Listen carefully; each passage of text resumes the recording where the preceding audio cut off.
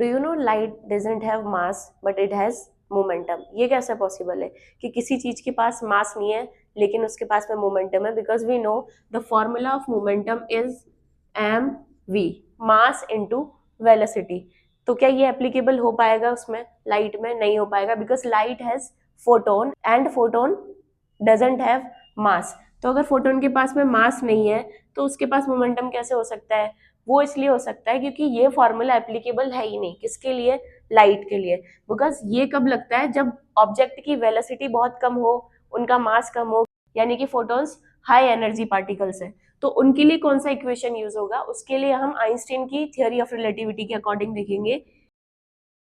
E square equals to M C whole square plus M C square का whole square plus P C का whole square. मतलब photon के लिए rest mass क्या हो जाएगा? फोटोन के लिए रेस्ट मास होता है जीरो, बिकॉज लाइट कभी रेस्ट में हो ही नहीं सकती, तो उसका रेस्ट मास क्या होगा? जीरो होगा। तो ये पूरा टर्म हमारे पास हो गया जीरो।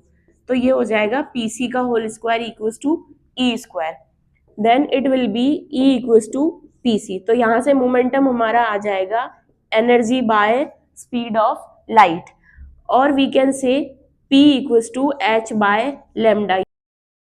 ये प्लैंक कांस्टेंट से हम क्या निकाल सकते हैं? मोमेंटम निकाल सकते हैं। लाइट के पास में रेस्ट मास तो जीरो है, लेकिन लाइट के पास में क्या है? रिलेटिविस्टिक मास है। ये क्या होता है? ये अगर वेलोसिटी के साथ में मास बढ़ रहा है तब आपका कौन सा मास बढ़ेगा? रिलेटिविस्टिक मास बढ़ेगा। लाइट के पास में रेस्ट मास हो ही नहीं सकता क्योंकि लाइट कभी रेस्ट में होती नहीं है।